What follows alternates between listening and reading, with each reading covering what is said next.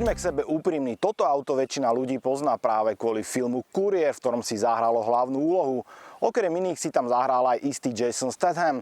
To by bola ale veľká škoda toto auto posudzovať len na základe jedného filmu. A ako nám ukáže dneska Filip, jeho E38 je naozaj auto, za ktorým sa každý rád otočí. Celkom úprimne povedzme, na koľko percent ťa inšpiroval film Kuriér, alebo teda James Bond, Zajtrajšok nikdy neumiera, k tomu, aby si kúpil toto auto? Ťažká otázka, v podstate skoro vôbec. Jamesa Bonda som videl ako veľmi malý, vtedy som to auto moc nevnímal a Kuriér sa objavil až potom, respektíve film som videl až potom, keď už som to auto mal. Takže neinšpiroval ťa film, ale inšpiroval ťa brat a hlavne ako si dostal k tomuto konkrétnemu autu? Tak záujem o toto auto som začal mať od doby, keď sa brat rozhodol predať svoje prvé auto, čo bola mimochodom tiež dosť chuťovka, Opel Vectra A 4x4 Turbo. A ako nástupcu si vybral E38, tak sme boli spolu na obhliadke. Bol to model konkrétne 725 TDS a vlastne keď som to zbadal, ten tvar, ten interiér a celkový feeling toho auta, aj takú tú vážnu staromódnosť, tak som si povedal, že to je niečo, čo by som chcel. Čiže zbadal si tu 725 TDS, chuďa, podvýživené, 143 koní. A povedal si, že to je to auto. Nakoniec si tú konkrétnu brat nekúpil. Zobral E46 330 XD3 s tým, že ako čerstvý absolvent autoškoly sa na tom budem rozjazdievať. A samozrejme od dňa tej obhliadky ja som stále pozeral na internete inzeráty, že aké 38 sú na predaj.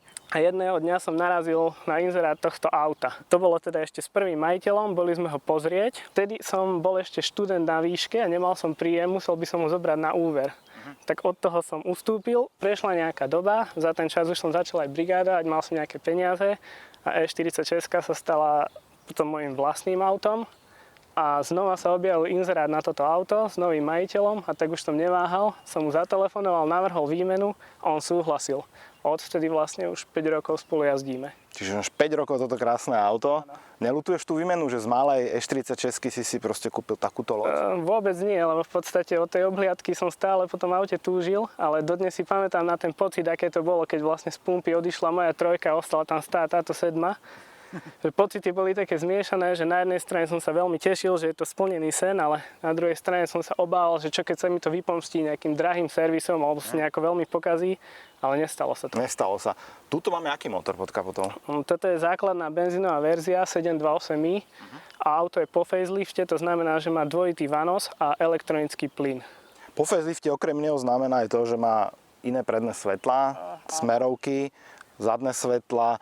Celkovo je to auto také omladené, by som povedal. A dodnes podľa mňa tento po facelift je prenádherný, naozaj. 728, veľa ľudí by povedalo, že to 28 je úplne podvyživená. Je to vlastne základný benzínový motor, nad ním bola 3.0. Nie je to slabé na to auto? Tak treba si uvedomiť, že to auto zase nie je úplne ťažké. S týmto motorom váži 1780 kg. Pôvodný 8-valec 3.0i mal 211 koní, toto má 193 koní, takže tá dynamika je podľa mňa dostačujúca. Je to správnuté s automatom? Áno, je to ZF 5H519, mal 5-stupňový automat so steptronikom. Tie steptroniky prevádza častokrát aj taká jedna pani povedala legenda, že sa to kazilo a nebolo to dobré. Ako je to v tomto prípade? Keď som auto kúpil, tak som vymenil olej a potom po 60 000 som ho vymenil znova. S tým sa mení aj filter a tesnenie pod vaňou a nemám žiadny problém zatiaľ. Čiže si jeden z tých, ktorí neveria v doživotnú náplň v automatoch, čo je správne? No taká to neexistuje. Určite nie. Nie v prípade, že ti dožije aj automat, vtedy je doživotná? No, asi hej. Prvé 2 roky s autom boli úplne bezstarostné, len som menil olej. Potom odišli nejaké drobnosti, ventil kúrenia, to sa vymenilo, auto prestalo kúriť v zime. Potom odišla vrtuľa na dochladzovanie klímy, to sa takisto vymenilo. Potom som zase nejaký rok jazdil bez problémov. Potom sa ozval podvozok, robila sa predná náprava, skoro celá, okrem tlmičov. Robila sa zadná náprava, včetne tlmičov. Tesne pred dosiahnutím nájazdu 300 000 km prišla taká vážnejšia porucha, kedy mi vlastne odišla škrtiaca klapka. To znamená, že všetky kontrolky sa rozsvietili, ček motora, motornot program a tak ďalej. Farebná diskotéka sa to volá. Áno. Auto sa už nechcelo ani pohýňať zo semaforov. Tak to išlo do servisu a už keď to celé rozobrali, tak vymenili sviečky, cievky, vonkajšie kladky, nejaké hadice, netesnosti na sani. a teda samotnú škrtiacu klapku. Odvtedy znova funguje. Spomínal si, že pred kúpou si sa bál cien náhradných dielov, ale keď si toto všetko absolvoval, ako je to napríklad s cenami v porovnaní s E46? Existujú aj rôzni druhovýrobcovia, ale pri tomto aute a jednak aj po zlých skúsenostiach s E46 som sa rozhodol, že tu budem servisovať len originálnymi dielcami, takže nie je to až také zlé. Tvoj plán s týmto autom alebo cieľ je? Cieľ je len udržiavať ho v pojazdnom stave a naďalej jazdiť. Čo sa týka nejakých úprav alebo niečo? No napriek všetkej starostlivosti sa na aute objavila hrdza. Trošku na spodných hranách dverí aj na rohoch dverí, tak to v najbližšej budúcnosti plánujem urobiť. Ale žiadne také zbesilé tuningy, hej? To nie. Originálny auto je stav. Úplne originál, presne tak, ako vyšlo z továrne. Nechcem dorábať ani výbavu, nič. Toto auto je ročník 99, tá výbava je veľmi slušná na to obdobie. Samozrejmosťou musí byť šnurový telefón, ktorý dneska pôsobí ako zjavenie z iného sveta, ale je to veľmi pekný detail. A celkovo tá výbava je taká zvláštna. Všimol som si zo pár značíkov M po obvode auta, takisto aj v interiéri tej sedačky, takže pozeráme sa na čo. Toto auto je zaujímavé tým, že ide vlastne o verziu Sport. To je verzia, ktorá sa vyrábala len po facelifte a len s krátkou karosériou a ten balík M Sport zahrňa niekoľko mechanických aj optických zmien oproti štandardnej komfortnej verzii. Mechanické to sú samozrejme tvrdší podvozok, takže športové tlmiče a nižšie struny. Auto má oproti štandardnej sedmičke nižšiu svetlú výšku, vpredu je to tuším 25 mm, vzadu 20. Potom v prevodovke je vysokorýchlostný menič krútiaceho momentu. To znamená, že auto by malo byť trošku rýchlejšie ako štandardná 728. A čo sa týka optiky, tak balík M Sport zahrňa vlastne nárazníky Prahy vo farbe auta. Súčasťou toho je aj balík Shadowline, to znamená, že okrem predných hladviniek sa na aute nikde nenachádza chrom. Vlastne tieto lišty okolo okien tu sú ešte priplatené lesklé čierne. A samozrejme čerešnička na torte, tak to sú tie nádherné M-kové kolesa. Áno, aj včetne rezervy, ktorá je plnohodnotným diskom. M téma sa prenáša aj do interiéru, napríklad sedadla. Áno, hej, súčasťou športového balíka sú športové sedadlá, v tomto prípade manuálne, ale vyhrievané a kožené. Potom trojramenný volant s hmatníkmi a súčasťou sport paketu je vlastne aj čierny strop. Čo je veľmi žiadaná vec aftermarketová, každý chce čierny strop, ale nikto si ho nekúpi ako nový. Mňa vždy na BMW zaujímalo, čo znamenajú tie dve anténky vzadu, to mi vysvetlí. Auto má telefón a má aj navigáciu, je tam vlastne obrazovka menšieho formátu 4:3 a jedna anténa je práve GPS a druhá je pre telefón. Tak som zase o niečo múdrejší. Ja som nikdy nepreliezol E38 takto zblízka a čo ma veľmi, veľmi prekvapilo, to je ten obrovský kufor. Na to, že sa bavíme o manažerskom sedane, tak ten kufor je obrovský, čiže kľudne sa tam nabalíš a na dovolenku. Už si s tým niekde bol takto ďaleko? Tak je to moje jediné auto, takže chodím na tom úplne všade, dokonca na tom prevážam rôzne veci. V kufri som mal kosačku, stavebný materiál a všeličo možné, takže s tým kufrom je to naozaj použiteľné auto. Tvrdíš teda, že to auto nie je pomalé, nie je to utrpenie sa v ňom voziť ani s tým podvozkom? Určite nie. Takže ostáva nám už len to vyskúšať v praxi. Poďme na to. Legendárne BMW 7 E38 a hneď prvé sekundy ti jasne povedia, že ideš v aute, ktoré je trošku vyššej triedy. Môžem porovnávať s Mercedesom, či už 126, tá je o hodne staršia, ale hlavne 220, ktorú sme mali pred časom požičanú a natáčali sme ju. Toto auto sa mi zdá rovnako akusticky oddelené od zvyšku sveta, ako tam nejaký rozdiel nie je. Čo ale rozdiel je, si spomínal, že toto má M-kový, teda športový podvozok.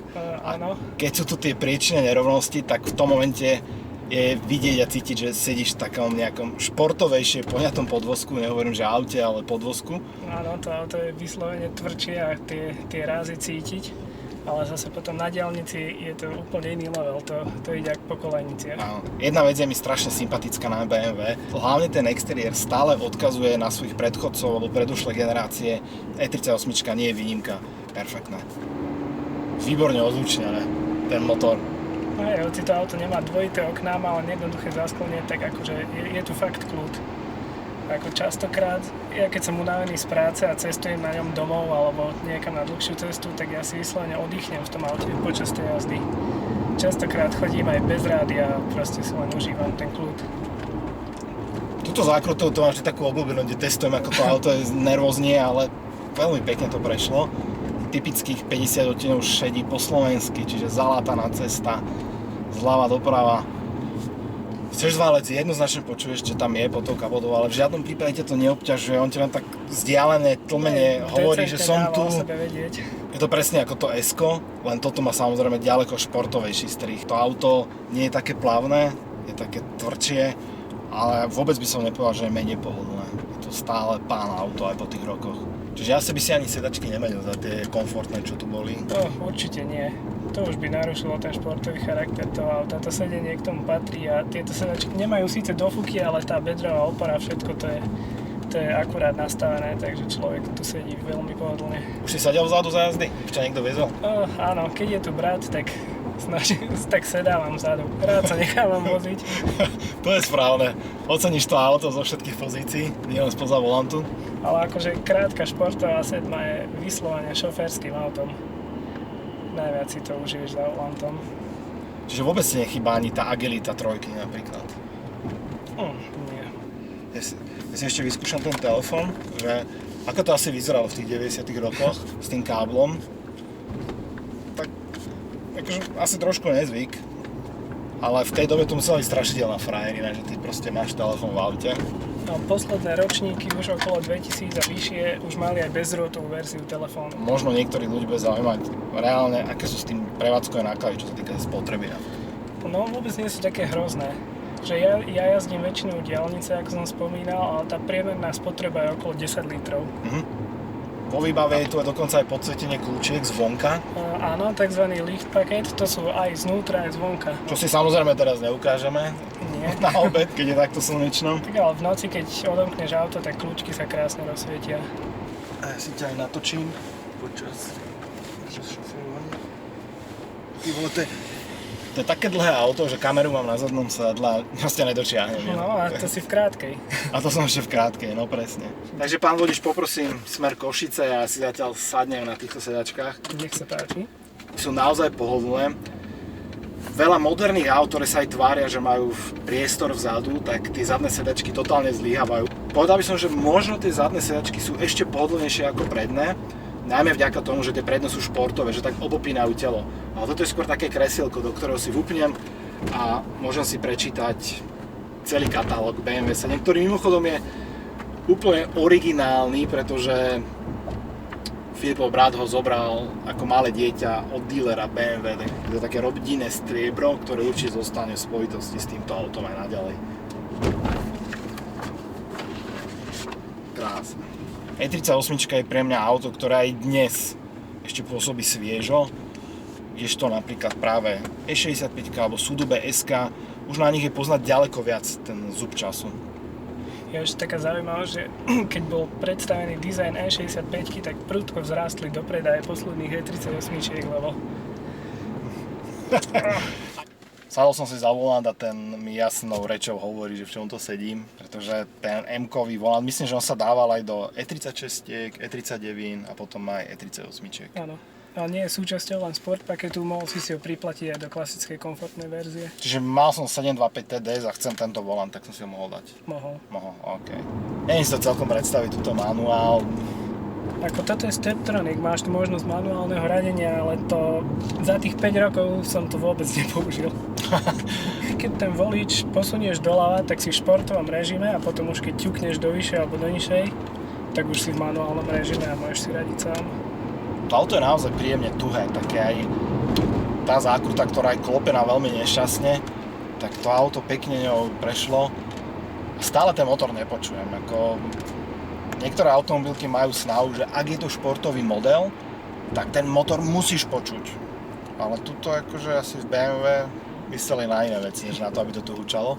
A ďalšiu vec ti teda môže dať za pravdu, že vôbec nemám pocit, že to auto alebo ten motor by sa trápil s tou váhou, s tou veľkosťou. Chápem, že V12 pôjde úplne inú ligu voči tomuto, čo sa týka dynamiky, ale ak to má niekto ako ty na takú plávnu jazdu, tak si myslím, že toto je úplne bez debaty postačujúce. Keď som hľadal sedmičku, tak som vyslovene šiel po tomto motore, lebo nemám rád diesel.